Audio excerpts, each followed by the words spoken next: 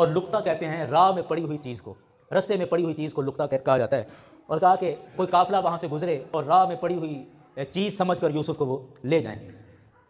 اب اس پر شرعی مسئلہ یہ ہے کہ رستے میں ہمیں بھی بعض دفعہ بہت ساری چیزیں پڑی ہوئی ملتی ہیں، تو ان چیزوں کا، رستے میں پڑی ہوئی چیز کا شرعی حکم کیا ہے، اس وقت ہمیں کیا کرنا چاہیے؟ بعض دفعہ ایسا ہوتا ہے کہ ہمارے گھر میں، ہماری حویلی میں کوئی بکری آ گئی، کسی کی بھینس گائے کھل کے آ گئی، ایسا بھی ہو جاتا ہے۔ بعض دفعہ راہ چلتے کوئی پیسے نظر آ جاتے ہیں پڑے، کوئی شے پڑی نظر آ جاتی ہے، تو اس وقت شرعی مسئلہ کیا ہے، وہ ہمیں کیا کرنا چاہیے؟ مسئلہ پہلے سنیں اور اس کے بعد ایک حدیث سرکار کی سنیں جو سرکار علیہ الصلوۃ والسلام نے اس مسئلے کو بیان کیا ہے۔ مسئلہ یہ ہے کہ راہ میں پڑی ہوئی چیز اگر آپ کو نظر آ جاتی ہے، اس وقت دو چیزیں آپ کے ذہن میں ہونی چاہیے۔ پہلی چیز یہ کہ مجھے یہ پکڑنی چاہیے یا پکڑنی نہیں چاہیے، ٹھیک ہے؟ اگر آپ کو یہ خوف یا یہ خدشہ ہے کہ اگر میں یہ چیز نہ پکڑوں گا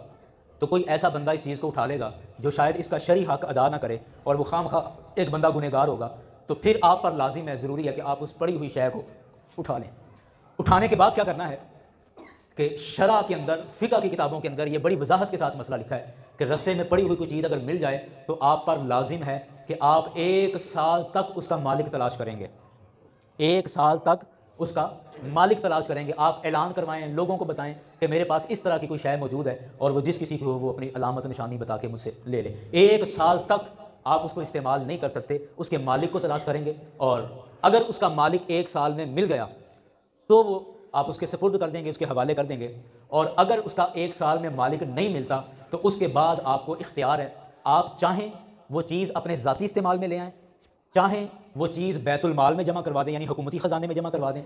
چاہیں تو اس شے کو آپ اس کے مالک کی طرف سے صدقہ کر دیں کہ جو بھی اس کا مالک ہے میں اس کی طرف سے یہ چیز صدقہ کر رہا ہوں، یا اللہ اس کا ثواب اس کو دے۔ تینوں آپشن آپ کے پاس ہے، جو چاہیں کر لیں۔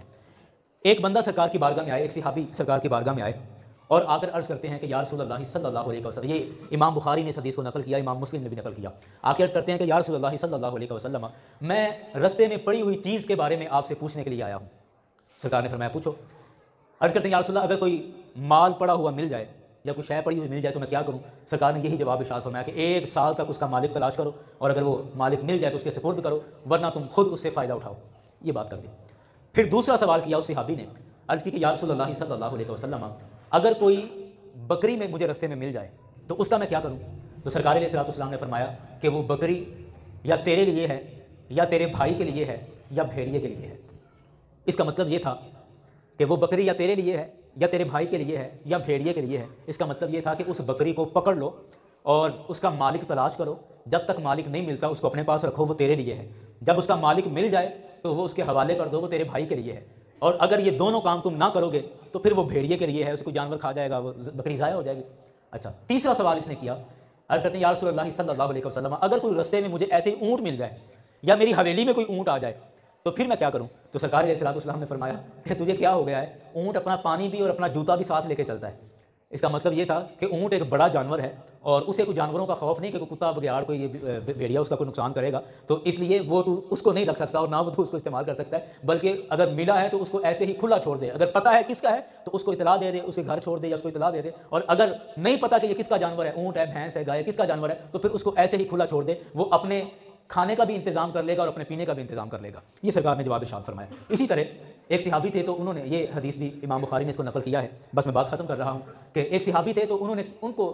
جنگ میں جاتے ہوئے رستے میں ایک ان کو ملی یہ ڈھال جس سے حملہ روکتے ہیں، یہ ڈھال ان کو ملی، انہوں نے پکڑ لی۔ ساتھ 2 صحابی تھے، انہوں نے کہا کہ یہ تو نے کیا اچھا نہیں کیا، رستے کی پڑی چیز ہے، پڑی رہنے دے، کیوں اٹھائی؟ کہتے ہیں کہ میں اس کا مالک تلاش کروں گا اور اگر اس کا مالک نہ ملا تو پھر میں خود اس سے فائدہ اٹھاؤں گا، میں خود رکھوں گا، اس لیے میں نے اٹھائی ہے۔ کہتے چلو، کہتے وہ ہم جہاد پہ گئے، وہ جنگ ہوئی، وہ جو معاملہ ہوا تھا، واپس آئے، واپس آ کے کہتے ہیں حج کا موقع آیا اور میں حج کرنے کے لیے مکہ شریف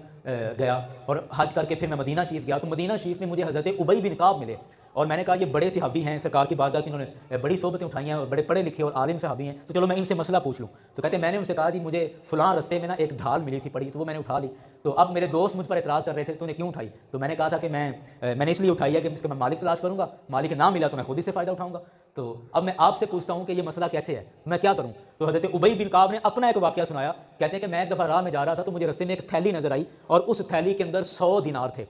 100 دینار اس تھیلی کے اندر تھے. میں وہ تھیلی لے کے رسول پاک صلی اللہ علیہ وسلم کی بارگاہ میں آ گیا اور آ کر اس کی یا رسول اللہ یہ تھیلی مجھے ملی ہے. تو سرکار نے فرمایا کہ اس کے دھاگے کا رنگ یاد رکھ, یعنی یہ تھیلی جس رنگ کے دھاگے سے باندھی ہوئی ہے یعنی نشانی یاد رکھ, اور اس کی تعداد بھی یاد رکھ کہ اس کے اندر درہم کتنے ہیں اور درہم کتنے ہیں اور اس کے دھاگے کا رنگ کیا ہے. یہ یاد کر کے اس کو اپنے گھر میں رکھ دے اور اس کا مالک تلاش کر, اور اگر سال بھر تجھے مالک نہ ملے تو پھر اسے خود فائدہ اٹھانا یا اگلی بات کے بلے سے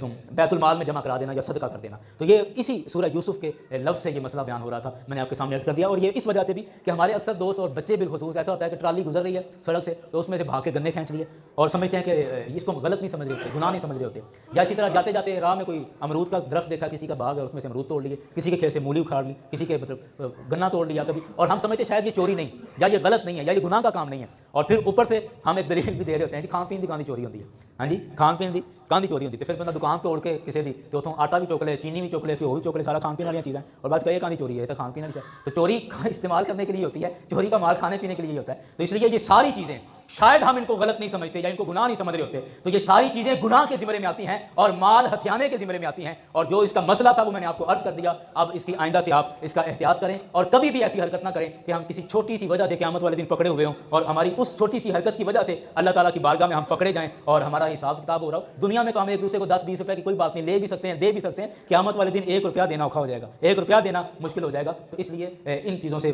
بچیں. اور دوسرا ایک سوال دوست نے کیا کہ جو لوگ گروی مکان یا دکان لیتے ہیں تو اس کی شرعی حیثیت کیا ہے. اگر وقت کافی ہو گیا ہے میں نماز کے بعد اس کا جواب دیتا ہوں, یا جس دوست نے سوال کیا ہے تو جمعے کی نماز کے بعد میں اس کو تفصیل سے بتا دوں گا, کافی لمبا اس کا جواب بن جائے گا. اللہ تعالیٰ ہم سب کو عمل کی توفیق